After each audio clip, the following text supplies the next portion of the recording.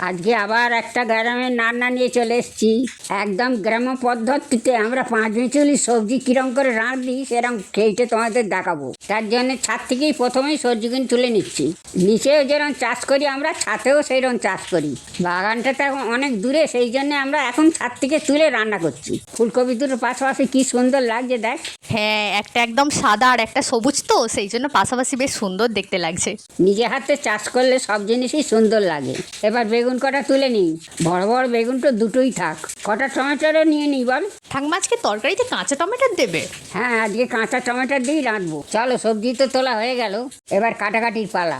দাও ঠাকুমা, আমি বরণ কেটে দিই। না না, তোকে কাটতে হবে না, মাকে দিয়েছি, মা কেটে দেয়। তোর কাটতে কাটতে অনেক দেরি হয়, মা তৎক্ষণ সবজিগুলো কাটুক, আমি বরং যাই গিয়ে কড়াই ছাইটা মাখিয়ে নিই। আচ্ছা ঠাকুমা, এতে কি কি মশলা দেবে বলো তো, তাহলে মশলাটা বরণ আমি বেটে রেডি করে রাখি।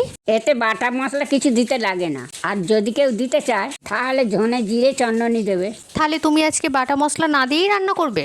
যেরকম করছি খালি খেয়ে দেখ না, ভালো না হলে তারপর বলবি। আচ্ছা ঠিক আছে, বেশ। ঠাকুমা আলু কটা দেবে গো? দুটো দে না, অনেক রকম সবজি আছে, বেশি দিতে হবে না বুঝলি।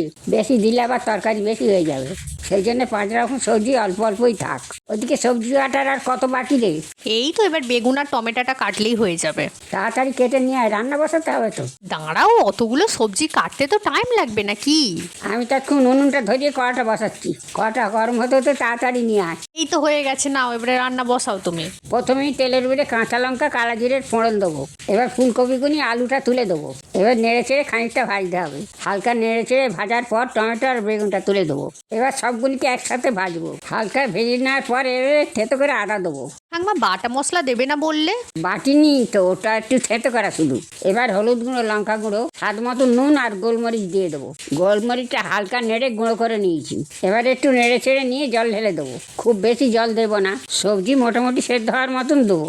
সবজি বেশি সেদ্ধ হয়ে গেলে রান্নাটা তখন ভালো লাগবে না, সেই জন্য মোটামুটি জল দেবো, যাতে সবজিটাও গোটে গোটে থাকে কিন্তু সেদ্ধ হয়ে যায়। এবার ওপর থেকে একটু ধনে পাতা ছড়িয়ে দেবো। ব্যাস, আমাদের রান্না রেডি। এরকম আরো রেসিপি দেখতে আমাদের চ্যানেলটা সাবস্ক্রাইব করে রাখুন, আর ভিডিও ভালো লাগলে একটা লাইক করে দেবেন। রান্নাটা বাড়িতে করে আমাকে জানাবে কেমন হয়েছে। এই আমাদের গ্রামের সাদামাটা স্বাস্থ্যকর খাবার।